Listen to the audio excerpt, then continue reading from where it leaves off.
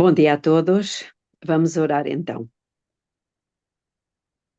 Querido Deus e eterno Pai que está nos céus, quão paciente, quão grande, quão puro, quão justo é o Senhor, o soberano do universo. Nós lhe agradecemos muito por nos ter tirado das trevas, nos ter trazido para a luz, e porque nós sabemos que o Senhor está a preparar um exército para o último grande conflito sobre esta terra.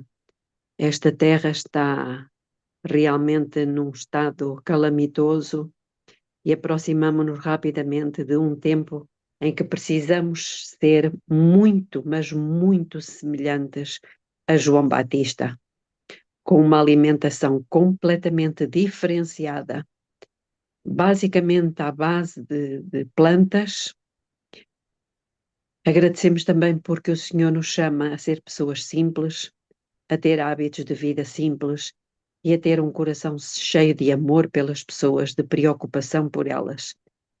Que o Senhor derrame sobre nós o seu espírito, o espírito de Elias, de João Batista, que era o espírito de Jesus, para que possamos ser conduzidos pelo Senhor e estar disponíveis para ser usados, seja para que resultado for. Dê-nos, ó Pai, a oportunidade agora de refletir um pouco mais sobre estas cenas dos últimos dias que nos prepararão para estar de pé nesse tempo. É o que lhe suplicamos em nome de Jesus. Amém. Amém. Vamos continuar a estudar o terceiro volume de Mensagens Escolhidas. Estamos no capítulo 57, na página 426, no parágrafo que começa Nossa Vida e a Preparação Final. Deus nos provará. Antes de conceder-nos o batismo do Espírito Santo, nosso Pai Celestial nos provará para ver se podemos viver sem desonrá-lo. Então isto é muito importante. Já sabemos que antes de vir a chuva serôdia, nós vamos ter que ser bem provados. O Senhor precisa ter a certeza que este grupo de pessoas vão permanecer firmes como Jó, não vão desonrá-lo, não vão duvidar dele, não vão murmurar contra ele, não vão têm na sua mente a disposição de ser fiéis até à morte, ainda que caiam os céus. Tudo o que é imperfeito será posto de lado. Quando findar a nossa labuta terrestre e Cristo vier buscar os seus filhos fiéis, resplandeceremos então como o sol no reino do nosso Pai. Antes que venha, porém, esse tempo, tudo o que é imperfeito em nós terá sido visto e deixado de lado. Portanto, nós precisamos mesmo da chuva temporã para podermos ver em nós o que é imperfeito e podermos deixar isso de lado. Diz Viu, Adélia. Belinha? Esse último verso que tu citaste aí, ele é, para mim, muito importante, porque quando a gente percebe que a denominação chama de perfeccionista aqueles que dizem isso que está escrito aí, verbalizado pela própria profeta, é um insulto contra o, vamos dizer, contra o próprio Deus que está arregimentando essa condição para o remanescente. Exatamente. E eu acho que eu já li para os irmãos, mas eu vou ler outra vez. Deixem-me ver onde é que eu tenho isso. Sabem quando é que se alcança a perfeição? É, Alguém quando, sabe? quando Cristo estiver em nós e nós estivermos dispostos a seguir a orientação dele, e não a nossa. Uhum. Certo. Aqui na meditação matinal Maranata, do dia 3 de abril, diz o seguinte: a perfeição de caráter do cristão é alcançada quando o impulso de auxiliar e abençoar outros brota constantemente do íntimo, quando a luz do céu enche o coração e é revelada no semblante. Oh, glória. A glória de Deus resplandecendo aí. Exatamente. Uau. Portanto, reparem neste aspecto. Quando o impulso de auxiliar e abençoar outros brota constantemente do íntimo. Não ficaremos esperando os pedidos dos necessitados e desafortunados. Não será necessário ouvir clamores para sentir as aflições dos outros. Atender o indigente e o sofredor será tão natural para nós como foi para Cristo fazer o bem. Muito. Portanto, não precisamos estar à espera que alguém nos peça alguma coisa. Nós naturalmente o fazemos. Eu acho este pensamento muito significativo, não acham? E é.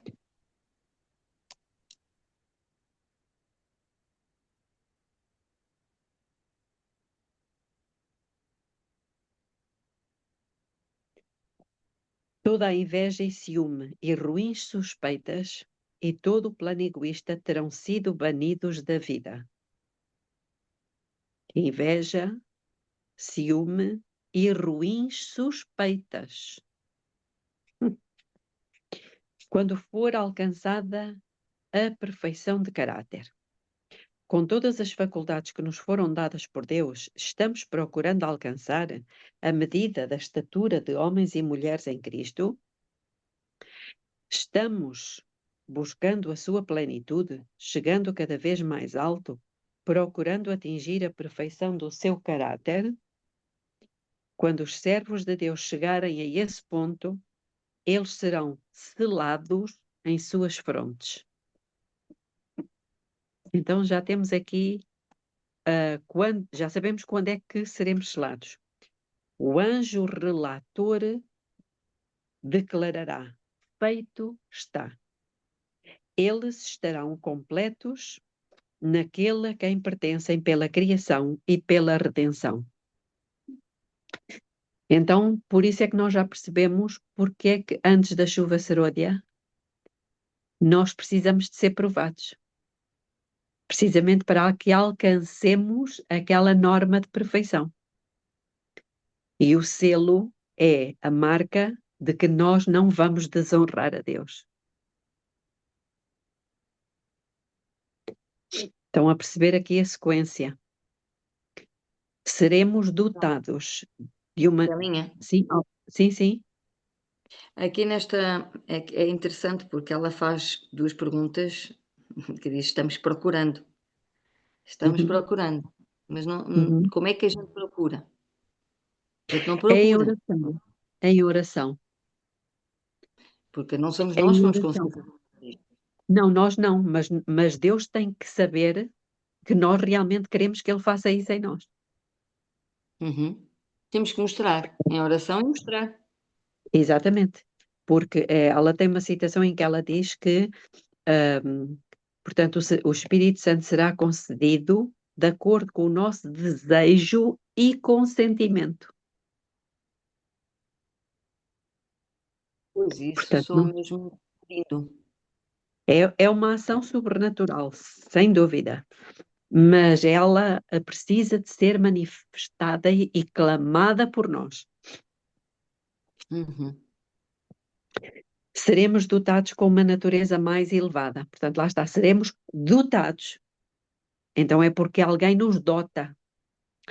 Quando Cristo vier, Ele levará aqueles que purificaram a alma pela obediência à verdade. Aí vem E Tiago 1,17, Belinha. sim. Porque o Espírito Santo é uma dádiva que Deus dá para os seus filhos, né? E Uhum. aí todo dom perfeito e toda boa dádiva vem do Pai das luzes, em que não há variação nem sombra de mudança. Exatamente.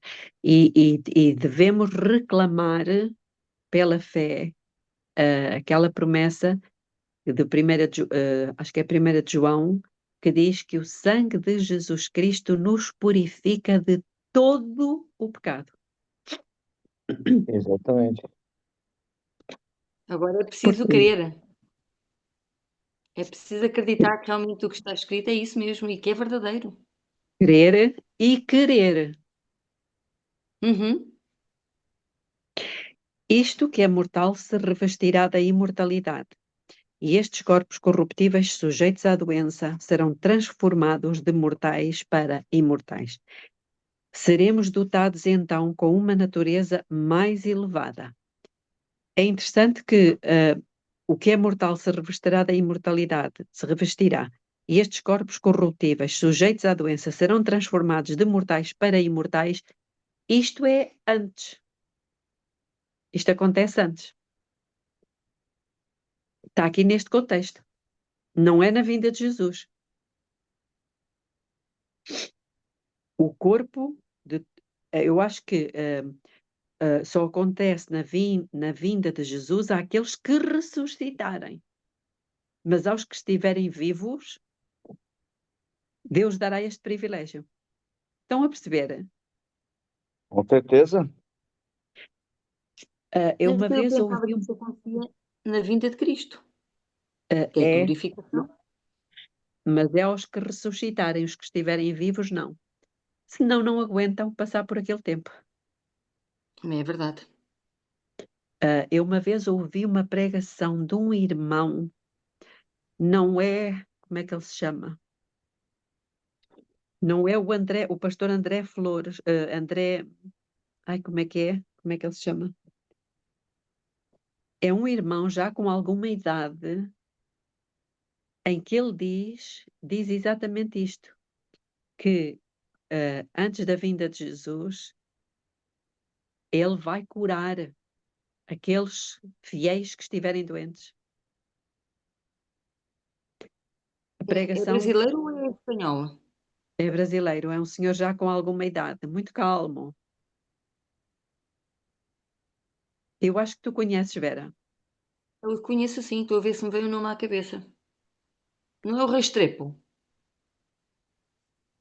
É exatamente, Uhum. é exatamente. Ele tem pregações muito boas e essa é uma delas. Seremos dotados então com uma natureza mais elevada. O corpo de todos os que purificam a alma pela obediência à verdade será glorificado. Estão a ver aqui? Isto é antes da vinda de Jesus. Uau! E olha a última Ele- frase. Eles terão aceito plenamente a Jesus Cristo e crido nele. Irmãos, isto é muito significativo, o que está aqui. Alguém quer fazer algum comentário ou não? Eu estava querendo falar, Belinha, sobre... E Paulo deixa bem claro lá em 1 Coríntios, capítulo 15, versos 50 a 58, né? Mas aí a gente percebe que a imortalidade é diferente disso que está aí. Existem duas etapas, né? Uma coisa Exatamente. é uma coisa e outra coisa é outra coisa. Por isso eu acredito que é possível que seja, né? Porque aqui em Tessalonicenses, quando ele diz aqui que não queremos, porém, irmãos, que sejais ignorantes com respeito aos que dormem, né? Para que não tenhais esperança. Portanto, aqui ele diz: se cremos que Jesus ressuscitou, assim também, mediante Jesus, trará em sua companhia os que dormem. Mas é os que dormem, mas aqui é os vivos, é diferente. É, exatamente. Nós não E eu podemos não. ficar com essa parte aqui que Paulo fala, porque aqui é um assunto, ali ele está falando outro assunto. E eu acho que se Exatamente. complementam esses assuntos. Complementam-se, eu acho que é como eu estava a dizer, isso vai acontecer com aqueles que tiverem ressuscitado, adormeceram doentes, não Sim. é? Mas esta transformação toda, esta dádiva, não é? Porque diz aqui, o corpo de todos os que purificam a alma pela obediência à verdade é glorificado. Amém. E diz que estes corpos corruptíveis, sujeitos à doença, portanto, se são sujeitos à doença é porque estão vivos. Belia, a resposta está em Apocalipse 18. Se a terra vai se iluminar com a sua glória, está lá. Exatamente, é isso. Irmãos, isto é uma promessa maravilhosa. Isto é uma promessa maravilhosa para todos aqueles de nós que estão aqui, ou familiares nossos que estão doentes. Há que dizer-lhes isto. Há que dizer-lhes isto. Aqueles que estão purificando a alma pela obediência à verdade, se estiverem doentes e permanecerem firmes, eles vão ser curados e vão ser glorificados e transformados. Amém. Louvado seja o Senhor. Isto é muito bonito. Uma impressionante visão de acontecimentos futuros. Sexta-feira à noite, 18 de janeiro de 1884, diversas pessoas ouviram minha voz exclamar: olhai, olhai. Se eu estava sonhando ou em visão, não posso dizer. Não dormi Eu dormi sozinha. O tempo de angústia estava diante de nós. Vi o nosso povo em grande aflição, chorando e orando, pleiteando as seguras promessas de Deus. Estão a ver aqui? Olha o Jacó aqui. Olha a luta do Jacó. Pleiteando as seguras promessas de Deus, ao passo que os ímpios se achavam ao nosso redor, zombando de nós, ameaçando destruir-nos. Eles escarneciam da nossa debilidade, desdenhavam da pequenez dos nossos números, ou seja, por sermos pouco.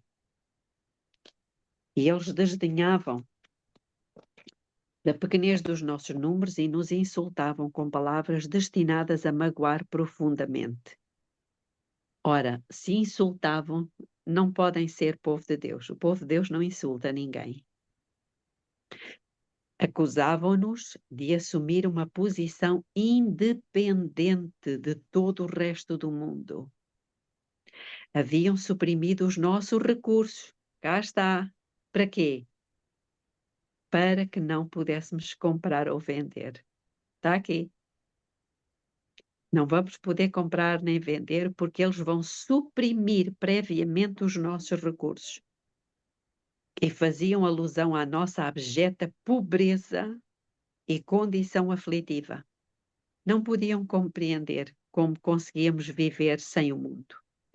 Dependíamos do mundo e teríamos que sujeitar-nos aos costumes, práticas e leis do mundo ou sair dele. Pois é isso mesmo que nós queremos, é sair dele. Se éramos as únicas pessoas no mundo a quem o Senhor favorecia, as aparências depunham fortemente contra nós. É um pouco o que aconteceu com Cristo. Tu não dizes que és o Filho de Deus? Olha para a tua aparência. Olha o estado miserável em que estás. Não foi o que aconteceu?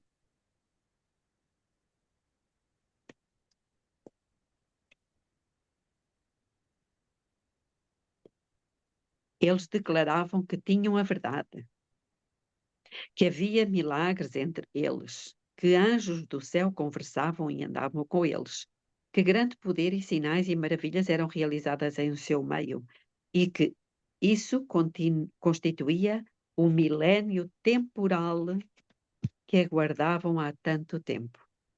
Todo o mundo se convertera e estava em harmonia com a lei dominical. E este pequeno e débil povo teimava em desafiar as leis do país e as leis de Deus, pretendendo ser os únicos que são corretos sobre a terra. Olhai para cima, olhai para cima. Mas enquanto a angústia pairava sobre os leais e sinceros, que não queriam adorar a besta ou sua imagem, e aceitar e reverenciar um falso sábado, alguém disse: olhai para cima, olhai para cima. Fazendo aqui um parênteses, os irmãos já perceberam que isto tem a ver, não é só com o número, não é só com o sinal da besta, mas tem a ver com o nome. O nome. Qual é o nome do nosso Deus? Pode ser Yahvé, né? É Trindade. Pois é. Eu quero chamar a vossa atenção aqui para Apocalipse capítulo 5.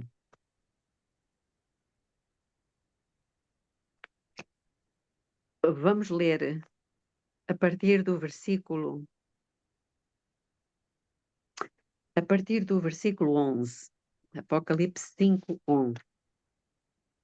E olhei e ouvi a voz de muitos anjos ao redor do trono e dos seres viventes. Então reparem, são anjos e são seres viventes. E dos anciãos. E o número deles era miríades de miríades e milhares de milhares, que com grande voz diziam: digno é o Cordeiro, que foi morto, de receber o poder, a riqueza, a sabedoria, a força, a honra, a glória e o louvor. Ouvi também a toda a criatura que está no céu e na terra e debaixo da terra e no mar, e a todas as coisas que neles há, dizerem. O que é que eles diziam? Ao que Aquele que está está sentado sentado no sobre o trono é o trono Cordeiro.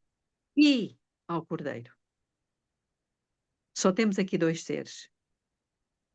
Seja o louvor e a honra e a glória e o domínio pelos séculos dos séculos. A quem é que vai ser dada toda a honra e glória e domínio pelos séculos dos séculos? O Pai e o Filho. Ao Pai e ao Filho. Meus irmãos, isto eu gostava que os trinitarianos me explicassem. Como é que toda esta gente, os anjos, os seres viventes, os anciãos, milhares de milhares, miríades de miríades, só dão glória e honra, domínio pelos séculos dos séculos e louvor ao que está sentado no trono e ao Cordeiro. Que me expliquem isto. Que me expliquem isto. É uma pergunta que nós precisamos fazer.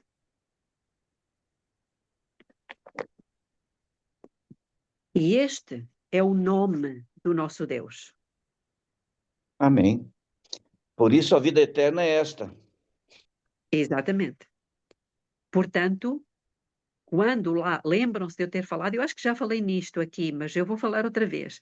Lembram-se de eu aqui há uns tempos atrás ter falado que tinha sérias, que não sabia quando Apocalipse 13 diz que fala no sinal, no número e no nome. Nós sabemos o que é o sinal e o número, mas não sabemos o que é o nome da besta.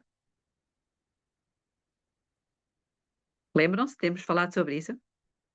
Agora já sabemos. O nome é Tri. O nome é Tri. O nosso Deus não é esse. Por isso é que nós temos o nome de Deus e aqueles que têm, que sabem quem é o seu Deus, que é aquele Deus, Pai e Filho, que nos santifica, esses guardarão o sábado. Porque o sábado é apenas o sinal. O sábado não é o fim do caminho. O fim do caminho é o Senhor do sábado. O fim do caminho não é o sábado. O sábado é apenas o sinal daquele a quem nós adoramos. Entendem isto, irmãos? O que vai estar em causa não é propriamente o dia, é o Senhor do dia.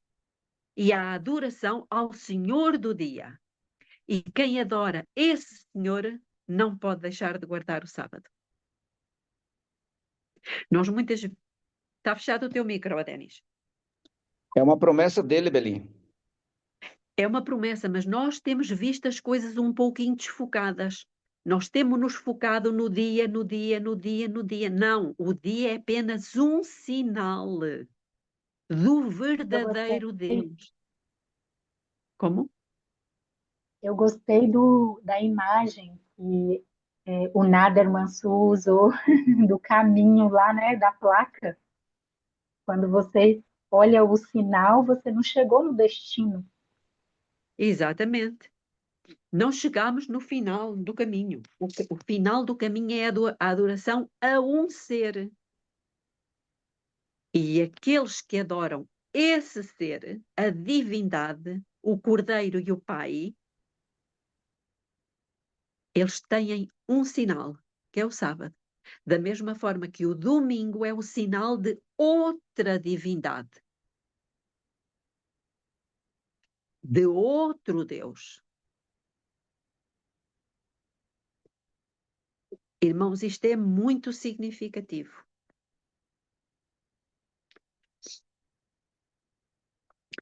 Todos os olhares se ergueram e os céus pareciam recolher-se como um pergaminho quando se enrola. E assim como Estevão olhou para dentro do céu, nós também olhamos. Os escarnecedores nos insultavam e injuriavam. Portanto, ela está a falar do que já aconteceu no passado e que vai voltar a acontecer. E se gabavam do que tencionavam fazer-nos se persistíssemos em apegar-nos firmemente à nossa fé. Então, onde é que está a liberdade de consciência? Onde é que está a liberdade religiosa? Mas éramos agora como aqueles que não os ouviam. Contemplávamos uma cena que a excluía tudo o mais. Ali se achava exposto o trono de Deus. Cá está o trono. E quem está sentado no trono? O Pai e o Filho. Ao redor dele havia 10 vezes 10.000 e milhares de milhares. Olha, foi aquilo que nós lemos. Entre este número eu vi aqueles mesmo que tão recentemente estavam na mais abjeta penúria, a quem o mundo não conhecia. Se não me conheceram a mim, também não vão conhecer a vocês, não é? Disse Jesus. A quem o mundo odiava e desprezava. Uma voz disse: Jesus, que está sentado sob o trono, amou o homem de tal maneira que deu a sua vida em sacrifício para resgatá-lo do poder de Satanás e para elevá-lo ao seu trono. Aquele que está acima de todos os poderes, aquele que tem a maior influência no céu e na terra, aquele a quem toda a alma é devedora por todo o favor que recebeu, era manso e humilde de espírito, santo, inocente e imaculado na vida. Ele obedeceu a todos os mandamentos do seu Pai. A terra está cheia de iniquidade. Ela está contaminada por causa dos seus moradores. Os lugares altos dos poderes da terra foram poluídos pela corrupção e abjetas idolatria. Mas chegou o tempo em que a justiça receberá a palma da vitória e do triunfo. Os que eram considerados pelo mundo como fracos e indignos, os que eram indefesos contra a crueldade dos homens, hão de ser coroados vencedores e mais que vencedores. Apocalipse 7, 9 a 17. Que bonito. Essas acusações aqui, Belinha, me lembra, no Desejado de Todas as Nações, fala que Cristo, né, Satanás assaltou Cristo por essas acusações também, né, a nação que você que escolheste, né, te rejeitou, olha o discípulo que você mais amava. Então, nós temos que lembrar dessas promessas.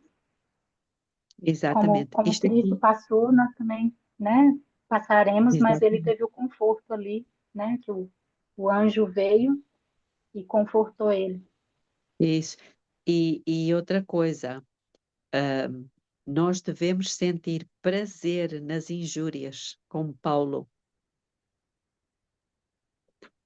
Nós até agora temos tido um certo lamento, não é? Um certo queixume, porque passamos por isto, passamos por aquilo, somos arriscados de igreja, eu falo por mim, atenção, somos desprezados, somos ignorados, mas nós devemos sentir prazer nas injúrias, disse o apóstolo Paulo, pelo que sinto prazer nas injúrias, nos insultos, por amor de Cristo. Nos açoites, Exatamente. Eles estão diante do trono, desfrutando os esplendores sem sol do dia eterno, não como um grupo disperso e fraco, para serem submetidos às paixões satânicas de um mundo rebelde, expressando os sentimentos, as doutrinas e os conselhos de demónios. Este parágrafo, eu já tinha lido isto há vários anos, mas agora isto aqui tem outro sabor, realmente.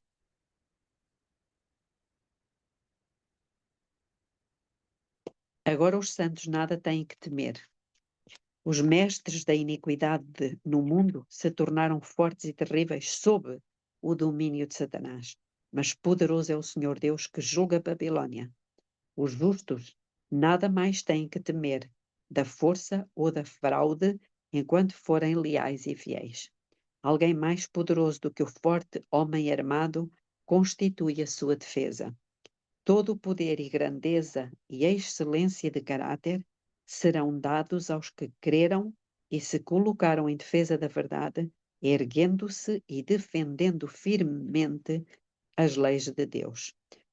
Outro ser celestial exclamou com voz firme e musical. Eles vieram da grande tribulação. Andaram na fornalha ardente no mundo, aquecida intensamente pelas paixões e fantasias de homens que queriam impor-lhes a adoração da besta e sua imagem, que queriam compeli-los a ser desleais ao Deus do céu. É interessante porque a divindade também é o Pai e a imagem do Pai é o Filho. E no Anticristo é a mesma coisa, a besta e a imagem da besta também são dois.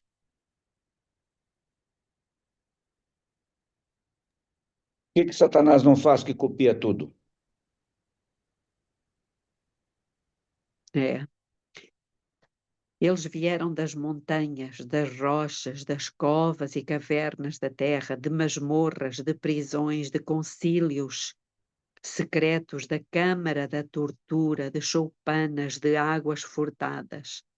Passaram por severa aflição, profunda abnegação e profundo desapontamento. Não devem ser mais o objeto de gracejo e ridículo de homens maus. Não devem mais ser desprezíveis e dignos de lástima aos olhos dos que os desprezam. Tirai-lhes as vestes sujas com que os homens maus se deleitaram em cobri-los.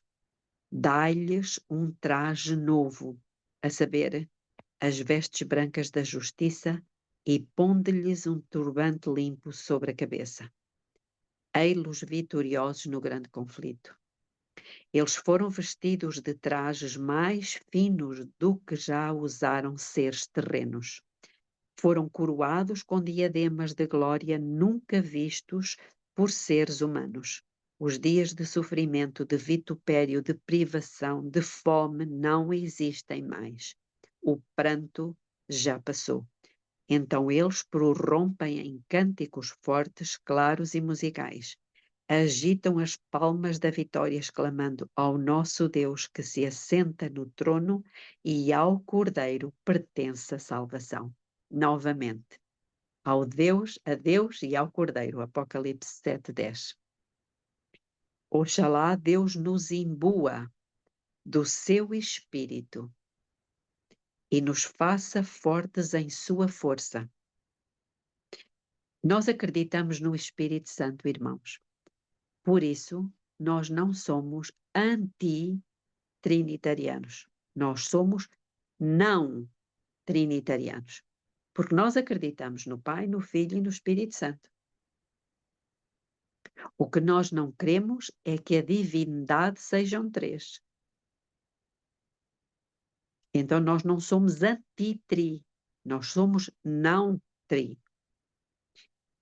Percebem? Há uma diferença.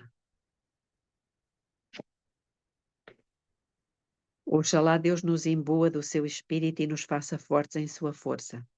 No grande dia do final, no grande dia do final e supremo triunfo, ver-se-á que os justos eram fortes e que a iniquidade em todas as suas formas e com toda a sua arrogância foi um débil e miserável fracasso e derrota. Apegar-nos-emos firmemente a Jesus, confiaremos nele, buscaremos sua graça e sua grande salvação. Precisamos esconder-nos em Jesus, pois ele é um esconderijo na tempestade, socorro bem presente nas tribulações. Muito interessante este pensamento. Precisamos esconder-nos em Jesus. Duas colunas de anjos escoltam os santos até à cidade de Deus.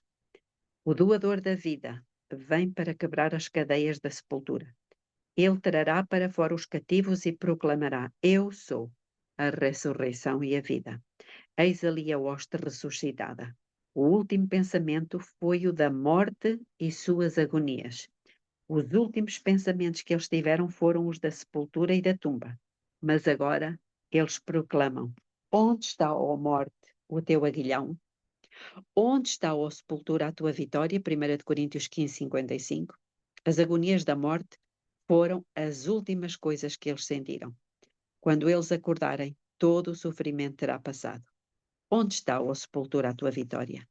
Ei-los ali, recebendo o toque final da imortalidade, e ascendem para o encontro do seu Senhor nos ares.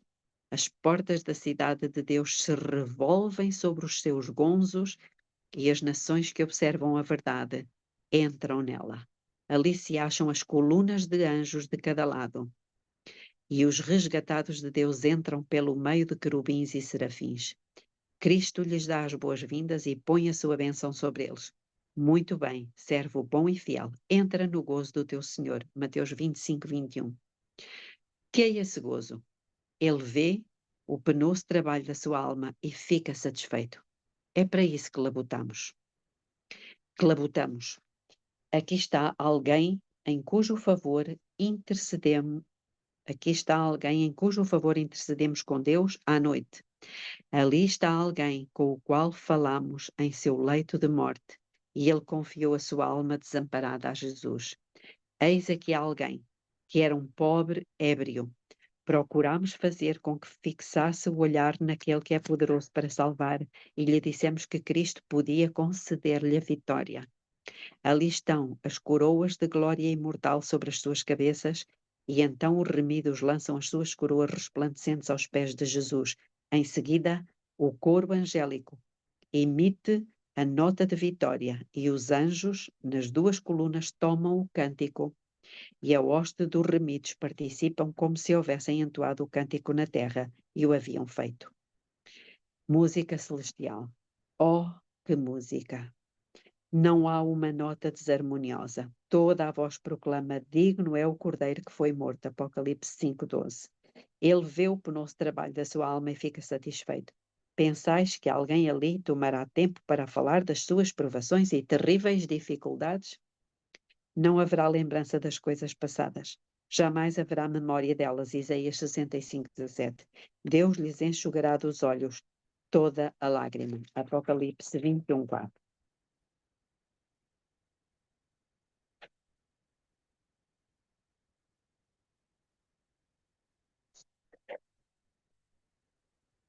Temos agora aqui apêndices, mas eu vou deixar os apêndices para os irmãos lerem, quem quiser fazê-lo. Alguém tem algum comentário?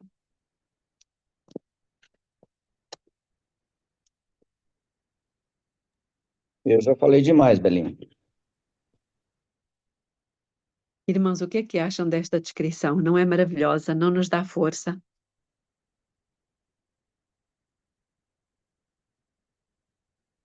E esperança. Sem dúvida. Vamos. Ninguém mais tem nada para dizer? E fortalece a nossa fé? Sim. É. Vamos então orar. Oremos. Querido Deus eterno Pai que está nos céus, louvado e santificado seja o seu bendito nome, porque o Senhor é um Deus maravilhoso, nos deixou ficar estes livros, estas letras, que nenhuma outra igreja tem, nenhuma outra igreja conhece. Este é um privilégio que o Senhor nos deu a nós, mas não é para ficar só para nós, é para dizermos aos outros, para fortalecermos os outros, para nos encorajar a passar pelos tempos difíceis que se aproximam. Nós agradecemos muito, Pai. Agradecemos por tudo aquilo que o Senhor nos tem dado e clamamos ao Senhor pela vida daquelas pessoas que já estiveram aqui neste grupo e que se afastaram por causa de uma coisa tão maravilhosa, mas que ainda não entenderam, que ainda não viram. Nós clamamos ao Senhor, clamamos pelo sangue de Jesus, pelos méritos do sangue de Jesus, pelo colírio que o Senhor derrame tudo isto sobre todas aquelas pessoas que já estiveram conosco, já passaram por aqui, que já se alegraram com as mensagens e que se afastaram, Pai, pelo amor do seu nome. Que o Senhor abra o entendimento delas, só o Senhor o pode fazer.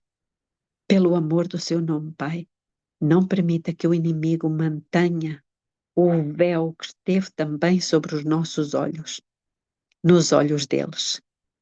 Pelo amor do seu nome, conceda a cada um deles o privilégio de terem uma visão clara, de terem um entendimento novo, que não sejam enganados, Pai, e que todos nós nos possamos regozijar com esta bendita mensagem de que no final, quer os anjos, quer os seres viventes, quer os anciãos, quer todas as pessoas irão dar glória e honra, louvor, adoração àquele que está sentado no trono e ao Cordeiro.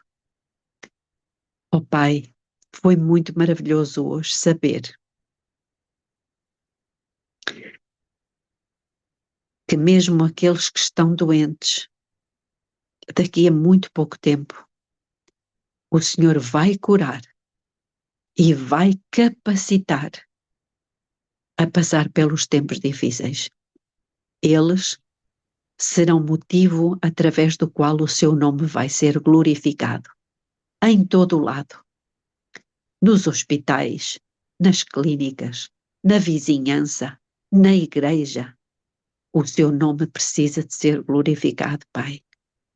E muitos daqueles que estão ainda incrédulos e que são idólatras, talvez dessa forma possam ser convertidos de todo o coração. Nós clamamos ao Pai que o Senhor cumpra, de acordo com a sua vontade, cumpra esta palavra na vida de todos aqueles que são sinceros e fiéis. Nós amamos o Senhor, ainda com um amor imperfeito, mas nós o amamos. Nós queremos fazer a sua vontade. Nós queremos ser despojados de toda a inveja, ciúme, ruins, suspeitas, de toda a vaidade, de toda a teimosia. Pai, conceda-nos uma dose mais forte ainda do seu Espírito, que o mundo veja Cristo através de nós. Querido Deus, agradecemos e desejamos, queremos dizer que desejamos a vinda de Jesus. O mundo está a ficar muito doente, muito contaminado.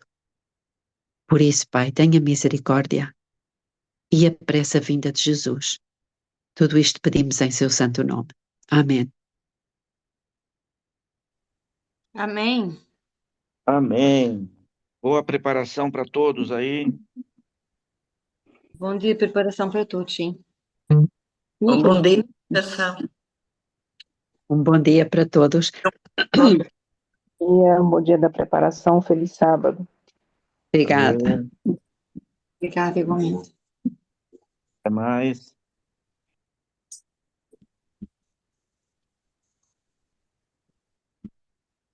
Jorge, não paraste a gravação?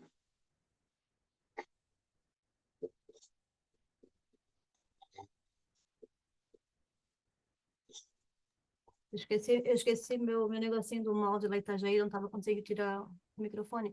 É que não vai gravar os comentários?